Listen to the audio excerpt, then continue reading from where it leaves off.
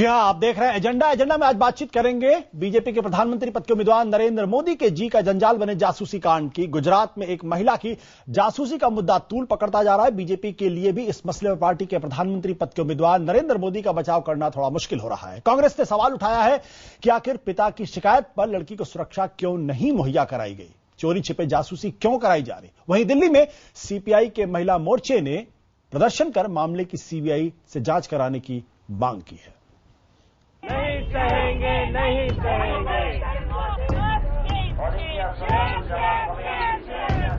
शर्म करो। गुजरात में एक महिला की जासूसी कराने के मामले में बीजेपी के PM in waiting Narendra Modi की मुश्किलें बढ़ती जा रही हैं। कई महिला संगठनों ने राजधानी में जंतर मंतर पर मोदी के खिलाफ प्रदर्शन किया। महिला संगठनों की मांग है कि मामले की सीबीआई जांच कराई जाए। संविधान के उल्लंघन पे हम चुप नहीं रह सकते, इसमें जांच होनी चाहिए। हमने कहा है कि सीबीआई जांच करें। सीबीआई ने शायद 4 महीने पहले इसको चालान की है, अगर चालान की तो आगे क्यों नहीं बढ़ते, इसमें चुप्पी क्यों साधे। लंबे अरसे से मोदी को घेरने की ताक में बैठी कांग्रेस ने भी चौतरफा हमला शुरू कर दिया है। कांग्रेस का आरोप है कि गुजरात के पूर्व गृहमंत्री अमित शाह नरेंद्र मोदी के इशारे पर ही महिला की जासूसी करा रहे थे। कांग्रेस नेता मनीष तिवारी ने सवाल उठाया कि अगर लड़की के पिता ने शिकायत की थी तो उसे पुलिस सुरक्षा क्यों नहीं दी गई। इस तरह से खुफिया तरीके से आप किसी के ऊपर नजर रखते हैं और फिर कहते हैं कि आप सुरक्षा प्रदान कर रहे हैं, तो ये तो चोरी और सीनाजोरी वाली बात हो गई। लड़की की जासूसी का मामला उछलने के बाद बीजेपी ने खुद कहा था कि लड़की के पिता की शिकायत पर ही उसकी निगरानी की गई थी। अब यही कबूलनामा बीजेपी के गले की फांस बनता जा रहा है। कांग्रेस के हमले से बिलबिलाई बीजेपी का कहना है कि कांग्रेस गंदी राजनीति कर रही है, लेकिन हर बात पर जांच की मांग करने वाली बीजेपी इस मामले की जांच को तैयार नहीं है। ये कांग्रेस का डर्टी ट्रिक्स डिपार्टमेंट सक्रिय है। वो बौखला गए हैं, वो घबरा गए हैं, क्योंकि हार दिखाई पड़ रही है। उधर तमाम दूसरे दलों ने भी नरेंद्र मोदी के खिलाफ मोर्चा खोल दिया है। इस जासूसी कांड पर मचा घमासान आसानी से थमता नजर नहीं आता। उल्टा चुनावी माहौल में इसे और गरमाने की हर मुमकिन कोशिश होगी। खुद नरेंद्र मोदी को मामले की गंभीरता का अंदाजा है, इसलिए बेहद आक्रामक अंदाज में दिखने वाले मोदी अचानक बैकफुट पर नजर आ रहे हैं। Bureau report IBN 7। और इस मसले में एजेंडा के 5 सवाल है। पहला सवाल, मोदी सरकार ने क्यों कराई गैरकानूनी ढंग से जासूसी। दूसरा सवाल, लड़की की निगरानी के लिए कानूनी प्रक्रिया क्यों नहीं अपनाई गई। तीसरा सवाल, क्या यह सरकारी मशीनरी के दुरुपयोग का गंभीर मामला नहीं है। चौथा सवाल, क्या एक लड़की के संवैधानिक अधिकारों का हनन नहीं है। और आखिरी सवाल, बीजेपी इस मामले की जांच से बच क्यों रही है। जाहिर है जासूसी का यह आरोप बेहद गंभीर है और हमारा एजेंडा साफ है। गैरकानूनी जासूसी हुई तो जांच को और दोषी को सजा मिले। बात करने के हमारे साथ है कांग्रेस के नेता रीता बहुगुणा जोशी, बीजेपी के नेता रामेश्वर चौरसिया, सामाजिक कार्यकर्ता और आईपुआ की सचिव कविता कृष्णन और राजनीतिक विश्लेषक प्रोफेसर डॉक्टर पुष्पेश पंत। आप लोगों का बहुत बहुत स्वागत है। रामेश्वर जी, ये जो टेप है, क्या ये फर्जी टेप है? देखिए आशुतोष जी, कितने फर्जी टेप तो आपके पास आ गए हैं। सो कॉल्ड सामाजिक संगठन और सो कॉल्ड पत्रकारिता जो करते हैं। सवाल इसका है कि किसी लड़की ने कोई कंप्लेन नहीं किया। एक लड़की की सर, मैं सवाल आपसे पूछा क्या ये टेप फर्जी है? सर उसके बाद में आएंगे। मेरा सवाल ये, क्या ये टेप फर्जी है या नहीं? समझ जाइए, अब फर्जी है नहीं है, आप दिखा रहे हैं तो ये आपको जांच करके दिखाना चाहिए था कि फर्जी है कि नहीं है। सर मैं आपसे पूछ रहा हूं, कितने टेप फर्जी निकल चुके हैं कांग्रेस के। 1 मिनट आशुतोष जी, नहीं मेरे सवाल का जवाब दीजिए ना सर। टेप ला करके दिए जा चुके हैं। सर रामेश्वर जी, एक मिनट मैंने आपसे सवाल किया है इस टेप की ऑथेंटिसिटी पर, क्योंकि अक्सर क्या होता है जब इस तरीके का कोई टेप आता है तो तमाम राजनीतिक दल आंख बंद करके कहते हैं कि यह टेप फर्जी है, बकवास है, कंकॉक्टेड है, मॉर्फ्ड है, सारी बातें कहते हैं। इसलिए मैं चाहता हूं बातचीत शुरू होने के पहले यह तय हो जाए कि क्या यह टेप फर्जी है या नहीं फर्जी है।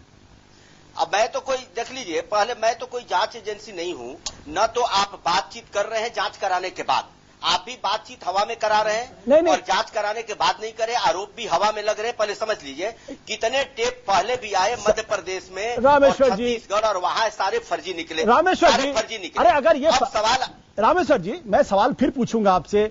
बीजेपी की नजर में, और आप चूंकि एक बड़े प्रखर प्रवक्ता हैं बीजेपी के, तो क्या इस टेप को आप फर्जी मानते हैं या असली मानते हैं?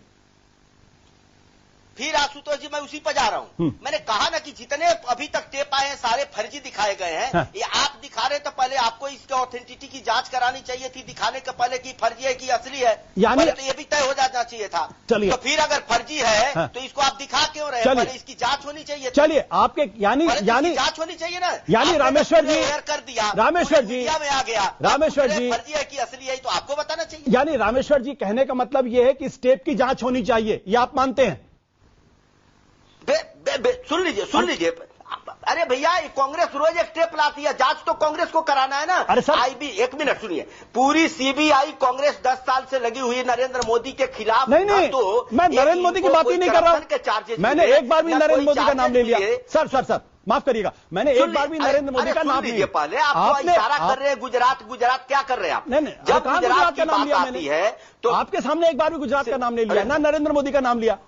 मैं तो आपकी बात कहा कर रहा हूं, आपका जवाब दूं कांग्रेस का जवाब दूं? नहीं, अरे तो आप तो मेरे सवाल का जवाब दीजिए। जब कांग्रेस आपसे सवाल करेगी तो कांग्रेस, मेरा सवाल आपके सवाल का जवाब दे दिया आशुतोष जी। आशुतोष जी, अगर ये टेप फर्जी है जैसा कि आप कहते हैं, अच्छा होता। सर मेरी सवाल सुन लिया। आपने कहा ना कि इस तरीके के सैकड़ों टेप आए हैं, सब फर्जी होते हैं, तो बीजेपी यानी मैं आपकी बात मानते हुए अब मैं बहस को आगे बढ़ाऊंगा। आपकी बात मानते हुए यानी बीजेपी ये दावा कर रही है, ये मांग कर रही है कि इस टेप की जांच होनी चाहिए।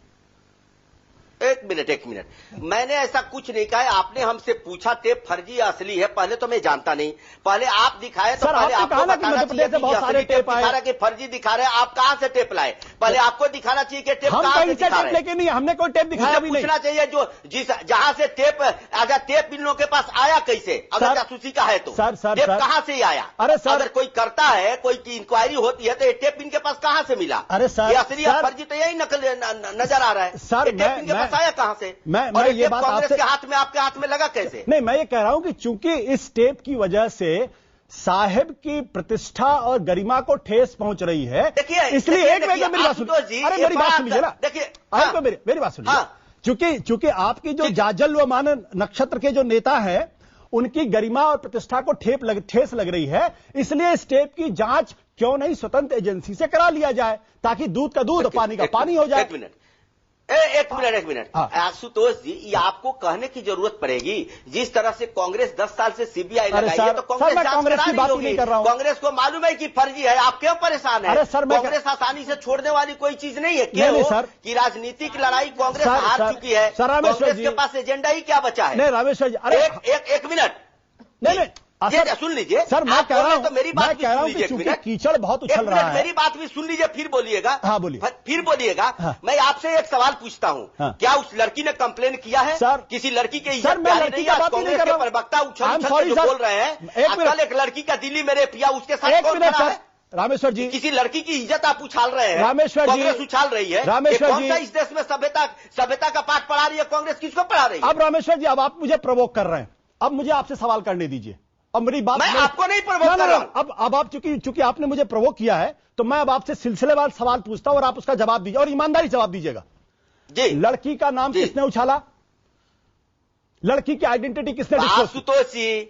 आशुतोष जी, जवाब किसी ने लड़की का नाम नहीं उछाला। पहले आप समझ लीजिए, किसी ने लड़की का नाम नहीं उछाला। कोई सिलसिलेवारे जवाब सवाल का मामला ये नहीं है। एक लड़की की इज्जत का सवाल है, क्योंकि वो लड़की पॉलिटिकल नहीं है। अगर एक गरीब लड़की है, किसी से सुरक्षा मांगती है, सुरक्षा दे दिया, तो उसको लेकर इतना बवाल हो रहा है। और आज आपको मालूम है कि किसी लड़की की इज्जत उछालने के पहले सुप्रीम कोर्ट नाम तक नहीं बताता है। अब आप गलत दिशा में बात को ले जा रहे हैं। मैं गंभीरता के साथ ये कहना चाहता हूं, मैं गलत दिशा में नहीं ले जा रहा हूं। मैं कह रहा हूं कि क्या कांग्रेस के पास, इसके पास राजनीतिक लड़ाई यही बची हुई है? एक मिनट रामेश्वर जी, अब मैं गंभीरता से यही लड़ाई बची है अभी। Please listen to me. मेरा आरोप है, और ये मैं आशुतोष आरोप लगा रहा हूं, बीजेपी ने लड़की की आइडेंटिटी को डिस्क्लोज करने का काम किया है। बीजेपी ने डिस्क्लोज किया ही नहीं। आपके कार्यालय से लड़की के पिता के असली नाम से चिट्ठी इशू की गई है। एक मिनट, ठीक है, अब आप जवाब दीजिए। ठीक है, मैं लड़की के नाम पे नहीं जाना चाहता था। एक मिनट, बीजेपी के, एक मिनट सुनिए मेरी बात। मैंने कोई आरोप नहीं लगाया, लेकिन अब मैं कह रहा हूं, अब मैं आरोप लगा रहा हूं आपके ऊपर। बीजेपी के हेडक्वार्टर से लड़की के पिता के असली नाम से चिट्ठी इशू की गई, आइडेंटिटी बीजेपी ने डिस्क्लोज की। क्या आप मानने के लिए तैयार है बात? और आप दूसरों पर आरोप लगा रहे हैं। एक मिनट सही कह रहा हूं या गलत कह रहा हूं? हाँ ना जवाब दीजिए। क्या ये वही आप ही के बात क्या ये चिट्ठी उस पिता को जो, अरे भैया आप बात तो आप पूछ लिए तो सुनो। आप मेरे सवाल का जवाब नहीं दे रहे ना। आप जब पूछे तो मेरी बात सुनेंगे, उसी का जवाब तो मैं दे रहा हूं। मैं कह रहा हूं क्या लड़की की आइडेंटिटी किसने डिस्क्लोज की?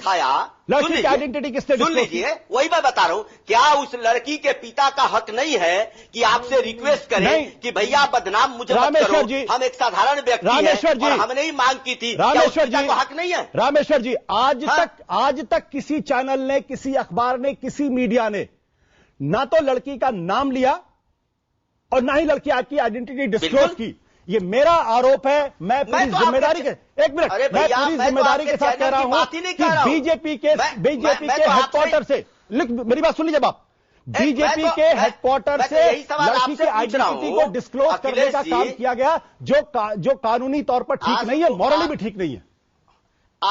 आशुतोष जी समझ लीजिए, हमारी भी बहन है, हमारी भी माता है, आपकी भी होंगी। मैं एक बात आपको बता रहा हूं, जिसको ठेस लगती है वो क्या उस बाप को इतना। अगर रामेश्वर जी जैसे दोस्त भाजपा के बचाव में नरेंद्र मोदी के आए तो नरेंद्र मोदी को किसी और दुश्मन की जरूरत नहीं होगी। ये अपने नंबर बढ़वाने के चक्कर में जिस तरह के वक्तव्य देंगे, उनसे मोदी जी की रही सही लुटिया भी डूब जाएगी। और मुझे लगता है इस तरह का 21वीं सदी में सुनना, क्या लड़की के बाप का क्या हक है लड़की पर, या अष्टवर्षीय भवेद गौरी के दिनों में लौटना है, ये कहना कि क्या मेरी बहन नहीं होती, क्या मेरी बीबी नहीं होती, ये सब चीजें छोड़िए।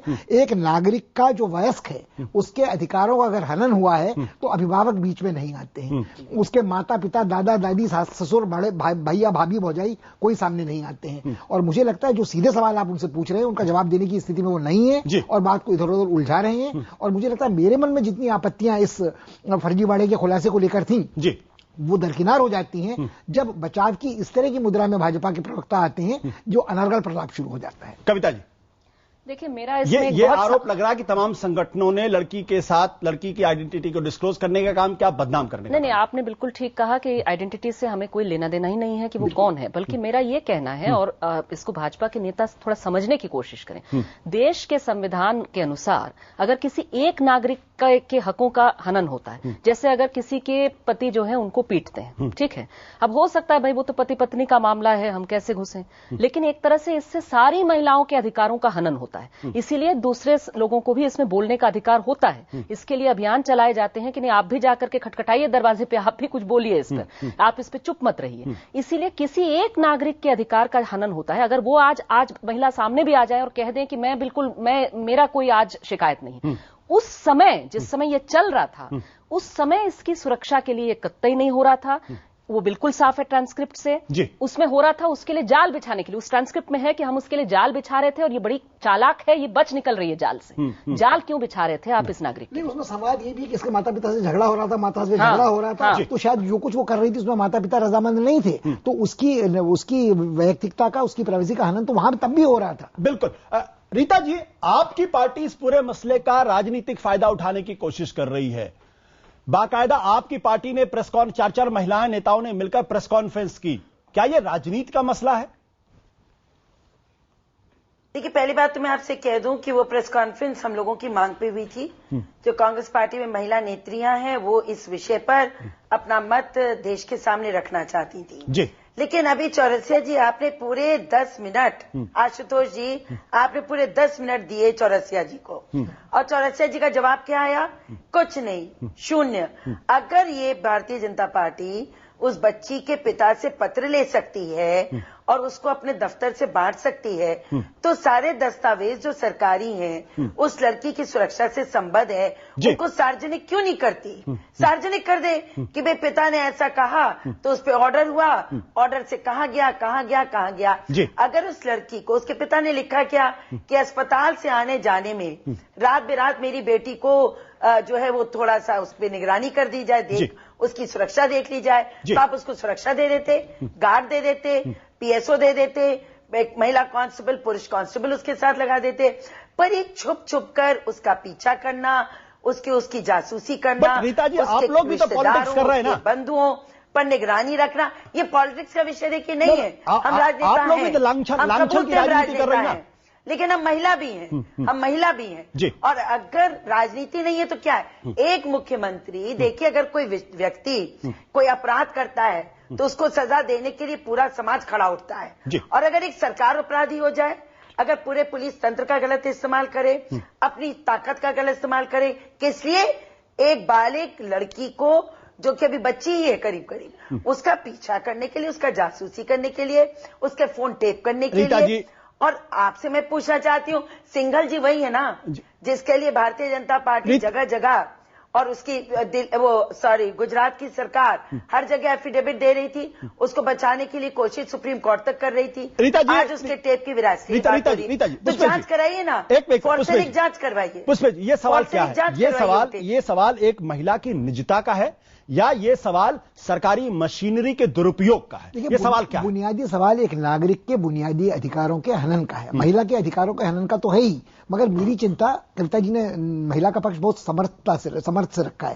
मेरा माने नागरिक की व्यक्तिगत स्वतंत्रता का अधिकारों का हनन है। और यदि इंफॉर्मेशन टेक्नोलॉजी एक्ट में बिल्कुल साफ साफ प्रावधान है, टेलीफोन टैपिंग के बारे में भी एक्ट है, किन परिस्थितियों में किन अधिकारियों की अनुमति के बाद ये काम किया जा सकता है, गृह सचिव की अनुमति के बाद। आपातकाल में यदि आपको ये शक है कि कोई दहशतगर्दी का अंजाम देने जा रहा है, आप बिना उस अनुमति के काम शुरू कर सकते हैं। मगर 24 घंटे के भीतर, जहां तक मुझे याद पड़ता है, आपको सूचना और अनुमति लेनी पड़ती है। और यदि किसी को उसके खिलाफ याचिका देनी है तो उसके लिए परामर्शदात्री समिति है जो हफ्ते भर के भीतर। उसके खिलाफ याचिका नहीं, अगर उस ऑर्डर को, होम सेक्रेटरी के ऑर्डर जैसे ही आ जाए, ऑटोमेटिकली विद इन 1 वीक उसको एक रिव्यू कमेटी को सबमिट करना होगा, जिसमें चीफ सेक्रेटरी होंगे, लॉ सेक्रेटरी होंगे और एक तीसरे अफसर होंगे जो होम सेक्रेटरी नहीं होंगे। और वो रिव्यू कमेटी रिव्यू करेगी कि हाँ सचमुच में आपातकाल पब्लिक इमरजेंसी की स्थिति थी, कोई ऐसी दुर्घटना घट जाती अगर हम टैप न करते, इसको वो वेरीफाई करेगी। ये कागज अगर हैं तो दिखा दें बीजेपी वाले। बिल्कुल। रामेश्वर जी, ये कहा जा रहा है कि सरकारी मशीनरी का दुरुपयोग किया गया है। मैं आपके पास आ रहा हूं, सरकारी मशीनरी का दुरुपयोग किया जा रहा है। मेरे आपसे 2 सवाल है। पहला सवाल इस बात को लेकर यह है, क्या कोई लिखित तौर पर मुख्यमंत्री कार्यालय से आदेश कंसर्न डिपार्टमेंट को गया कि मेरे पास यह कंप्लेन आई है? दूसरा सवाल, क्या कोई लिखित वहां के गृह सचिव ने लिखित तौर पर आदेशित किया कि अब आप इसकी फोन टैपिंग करिए? 2 सवाल हैं, क्या है आपका जवाब?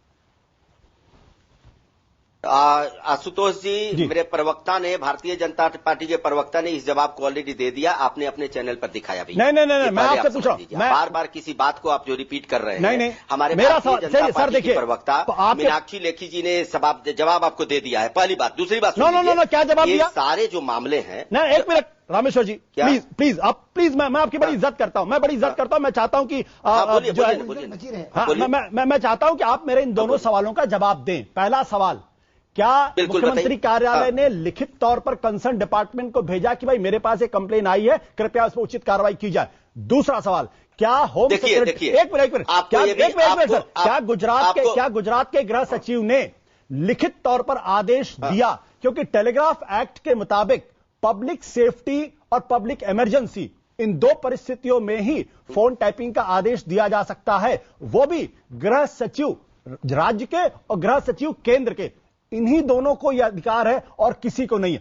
मेरे 2 सवाल हैं, क्या लिखित आदेश? देखिए, आप इस तरह से जो नियम कानून बता रहे हैं, अधिकार है किसको क्या है, और टेप को आपने सही भी मान लिया, सारी जांच भी हो गई, तो मैं तो कांग्रेस की प्रवक्ता रीता जी बैठी हैं, मैं उनसे एक ही आग्रह करता हूं, रामेश्वर जी, रोज रेप के केसेस हो रहे हैं, रीता बोगला जी से कोई लेना देना नहीं। आपकी यहाँ पर सरकार है और एक लड़की की इज्जत को जिस तरह आप उछाल रहे हैं और जिस तरह सारे नियम कानून लागू हो जाते हैं, अगर उसकी माफी मार है और उसको सुरक्षा दे दिया तो आपको इतने दर्द हो रहे हैं। रामेश्वर जी, के लिए आप इतने बौखलाए हुए हैं। कांग्रेस पूरी हारी हुई मानसिकता लड़ रही है, इनके नेता को कोई सुनने नहीं जा रहा है। रामेश्वर जी, मैं अपने प्रोड्यूसर बोलेंगे, अगर आप मेरे सवाल का जवाब नहीं देंगे तो मैं अपने प्रोड्यूसर से कहूंगा कि वो आपका ऑडियो ऑफ कर दे। मैंने आपसे 2 सवाल पूछा है पूरी इज्जत के साथ, मुझे उन दोनों सवालों के जवाब चाहिए। आप क्या कोई लिखित तौर पर मुख्यमंत्री कार्यालय, क्या कोई लिखित तौर पर मुख्यमंत्री कार्यालय से कोई चिट्ठी गई? क्या होम सेक्रेटरी का रिटर्न क्लियरेंस है उस पर? देखिए कांग्रेस क्या इसका जवाब पहले दिया जा चुका है। यही आपको बात बता रहा हूं, इसका जवाब पहले दिया जा चुका है। नहीं, आप जवाब दीजिए। आप जवाब ऑलरेडी ले चुके हैं, आपने प्रेस कॉन्फ्रेंस में आप लोग पूछ चुके हैं। मैं आपसे पार्टी क्लैरिफाई कर चुकी है सर। फिर आप मैं चाहता था, मैं तो कहता हूं आपको कि ये अगर ये सत्यता कांग्रेस को ऐसा लगता है तो सीबीआई छोड़ी हुई है, सीबीआई से फिर जांच करा लेती। हमें कोई ऑब्जेक्शन नहीं। देखिए रामेश्वर जी, पूरा देश आपको देख रहा है और आपको सुन रहा है। जो मीनाक्षी लेखी या बीजेपी की तरफ से जो जवाब आया है वो जवाब सही नहीं है, और इसलिए मैं आपसे सवाल कर रहा हूं। अब देखिए, क्या कोई रिटर्न आप जो कह रहे हैं, अगर बीजेपी बोलती है सही नहीं है, ये बोलते हैं वो सही है, तो इसमें पूरी जिम्मेदारी के साथ कह रहा हूं। हम जो बोलते हैं वो सही नहीं है। रामेश्वर, हमारा प्रवक्ता जो बोला आप कह रहे हैं वो सही नहीं है क्योंकि आपने जांच करा दिया। रामेश्वर जी, मैं आपके कटघरे में खड़े होने के लिए तैयार हूं। मैं पूरी जिम्मेदारी के आपके कटघरे में खड़े होने के लिए तैयार हूं, पूरी जिम्मेदारी। मैंने आपसे 2 सवाल पूछा और इन दोनों सवालों के जवाब पिछले 72 घंटे से बीजेपी ने नहीं दिया है। पहला सवाल, क्या मुख्यमंत्री के तौर से कोई लिखित आदेश कंसर्न डिपार्टमेंट को गया? दूसरा, क्या गृह सचिव ने कोई लिखित आदेश किया फोन टैपिंग के लिए? 2 सवाल, जवाब दीजिए इसका। देखिए, बिल्कुल जिस मामले को आप इतना संजीदा बनाए हुए हैं, एक मामला था कि लड़की के मां का ऑपरेशन हुआ था, उसके पिता ने मैं लड़की के बारे में बात नहीं कर रहा हूं। कभी कभी होता है, सुन लीजिए, मुख्यमंत्री होम मंत्री को अधिकार है। अरे अखिलेश, आप बोले, आप ही का जवाब दे रहा हूं मैं। नहीं, अरे ये तो हाँ या ना में जवाब है, घुमा भी नहीं रहा हूं, उसी पॉइंट पर आ रहा हूं। ये हाँ या ना में जवाब है। या तो लिखा गया, लिखित आदेश दिया गया, या लिखित आदेश नहीं दिया गया। किसी भी मुख्यमंत्री को इतना अधिकार है किसी को 2-4-5 दिन के लिए सुरक्षा मुख्यमंत्री दे सकता है, दे सकता है। नॉट ये प्रोसेस कब होता है? उसकी मां का रामेश्वर जी, 2-4-5 दिनों का सवाल है। रामेश्वर जी, मैं कहूंगा और आपके सामने मैं पूरी इज्जत के साथ कहना चाहता हूं, आपका जवाब गुमराह करने वाला जवाब है। किसी भी मुख्यमंत्री को नहीं, देश के प्रधानमंत्री और राष्ट्रपति को भी यह अधिकार नहीं है कि वो बिना राइटिंग कानून का पालन किए हुए किसी को सुरक्षा दे सके। बिल्कुल, सुन लीजिए आप, अगर 2-4-5 दिनों, इसीलिए सुरक्षा नहीं दे सकता, उन्होंने ये दिखाया, नहीं दे सकता। हाँ, 1 मिनट, उन्होंने सुरक्षा नहीं दिया, नहीं दे सकता। उन्होंने देखा कि भाई लड़की के साथ, लड़की के ऐसा कंप्लेन किया गया तो लड़की के साथ कुछ हो नहीं रहा, जाने में भी इसकी उन्होंने रामेश्वर जी, आप 4 दिन के लिए कोई सुरक्षा देता है? कमजोर केस की पुरजोर वकालत करने की कोशिश कर रहे हैं आप पुष्पेश जी। अगर क्या मैं गलत हूं? आपसे मैं नहीं, मेरा धैर्य अब शुक्र है, अपने प्रोड्यूसर जो आपको कहने वाले थे वो कह दीजिए, बाकी बहस आगे बढ़े। अगर रामेश्वर जी ने अनर्गल प्रलापी करना है तो करते रहे, आप अपने प्रोड्यूसर से कुछ कहें तो बाकी हम बहस करें। मेरे ख्याल में बिल्कुल किसी भी जनतंत्र में जहां कानून का राज होता है, किसी भी निर्वाचित प्रतिनिधि को या मंत्री को, मुख्यमंत्री को, प्रधानमंत्री को यह अधिकार नहीं कि वो कानून को ताक पर धर के टेलीफोन टैप करवाए और सुरक्षा प्रदान करने की वो परिभाषा तय करे जिसमें एटीएस जो आतंकवादियों के खिलाफ लड़ने को है वो उसके पीछे लगा दिया जाए। जो टेप रिकॉर्ड के ट्रांसक्रिप्ट आए हैं उसमें स्पष्ट सिंघल साहब ने कहा मैं तो अमित शाह के ओरल ऑर्डर पे काम कर रहा था। तब तक मुझे लगता था कि भाजपा का बचाव यह होगा कि तो अमित शाह और सिंघल के बीच की बात है, सिंघल अब फंस गए हैं तो अपनी जान बचाने को सब कर रहे हैं, मुखबिर बने हुए हैं, पुलिस के पुख्ता गवाह गहिर, मगर जब तक इसको नकारा नहीं जा रहा तब तक तो शक पैदा होता है कि बात सीधी ऊपर तक थी। बिल्कुल, मैं अपने दर्शकों से बिल्कुल स्पष्ट कहना चाहता हूं, मेरे लिए यह इश्यू नहीं है कि वो किसने आदेश दिया, किसकी सुरक्षा हुई। मेरे लिए यह साहब और या लड़की बिल्कुल कोई मुद्दा नहीं, और ना ही मैं उस मुद्दे पर कोई चर्चा करने के लिए यहां बैठा हूं। ये और मेरा अपना यह मानना है कि आपसी सहमति से कुछ भी होता रहे, मीडिया को उसमें दखल देने का, ना उसको उजागर करने का कोई अधिकार नहीं है। मेरा सवाल बहुत स्पष्ट है, सवाल यह है कि क्या किसी मुख्यमंत्री को, किसी को अगर सुरक्षा देनी है तो क्या वो मौखिक रूप से दे सकता है क्योंकि वो मुख्यमंत्री हैं इसलिए मौखिक आदेश देंगे, उसका पालन होगा, या कानून के मुताबिक इन राइटिंग होगा? कविता जी। बिल्कुल इन राइटिंग होना पड़ेगा, एक बात। और दूसरी बात, ये बेहद आपत्तिजनक तर्क है कि बलात्कार से बचाने के लिए महिलाओं की गुप्त जासूसी करनी पड़ेगी। ये खाप पंचायतों की तर्क हो सकती है, ये हमारे देश के संविधान की तर्क कतई नहीं है। और अगर हमने इस तर्क को माना, इसका मतलब हम संविधान हटा करके हम मनुस्मृति के दिनों में लौट रहे हैं और हम कह रहे हैं कि खाप पंचायत तो आज कह रहे हैं कि ऑनर किलिंग से बचाने के लिए हम लोग जासूसी करके देंगे, परिवार हमें बताएं कि हमारी बेटी पर हमें शक हो रहा है, हम जासूसी करेंगे, तब मारने की नौबत नहीं आएगी, उससे पहले ही हम लोग रोक लेंगे, दबा लेंगे।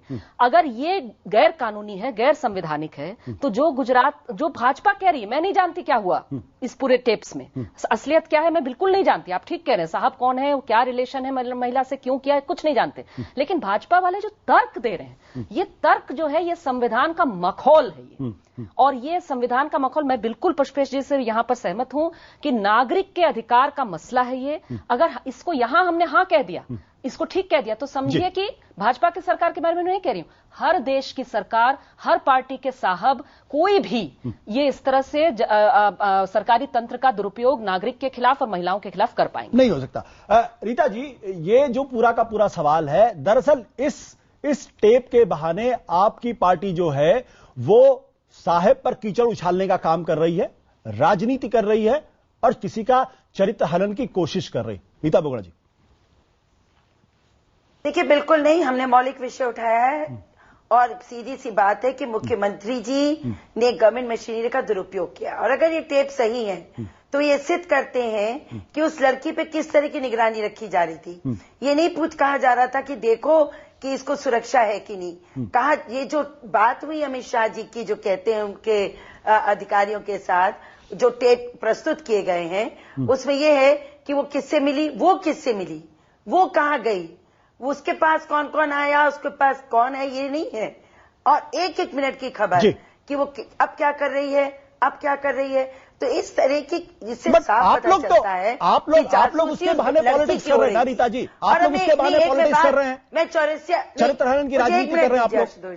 जी, मुझे 30 सेकंड दीजिए। मैं चौरसिया जी को मैं इस समय अरुण जेटली जी की बात दोहराना चाहती हूँ। जब अरुण जेटली जी के पर जो टेप, उनके जो कॉन्वर्सेशन को टेप करने की बात आई थी, तो उस समय उन्होंने एक बहुत अच्छा सा अपने वेबसाइट के ऊपर एक आर्टिकल लिखा था, लेख लिखा था, और उसमें लिखा था कि हमारे मौलिक अधिकार क्या हैं और राइट टू प्राइवेसी क्या है। उसमें उन्होंने लिखा कि अगर गैर कानूनी तरीके से, अनऑफिशियली अगर कोई भी पुलिस सर्विलियंस किसी पे की जाती है, अगर उसके फोन की टैपिंग की जाती है, तो उसके मानव अधिकार का हनन है और ये अपराध है, और ऐसे अपराध में सजा होनी चाहिए। बिल्कुल रीता जी, ये बात कहते हैं। रीता जी, मैं तो वक्त छोटे से ब्रेक के बाद लौटेंगे तो उम्मीद करेंगे। रामेश्वर जी, जो सवाल आप उठा रही हैं अरुण जेटली के हवाले से और उनकी कॉल डिटेल को जिस तरीके से ट्रैक करने की कोशिश की, उसके मसले को, कि मुझे ध्यान पड़ता है कि उस वक्त संसद भी 2-3 दिन तक जो है उस पर हंगामा हुआ था, संसद नहीं चल पाई थी इस पूरे मसले पर। तो जब टेप का मसला है तो क्या यही स्टैंड बीजेपी का होगा या नहीं होगा? छोटे से ब्रेक के बाद हम लौटते हैं, इस चर्चा को आगे बढ़ाते हैं।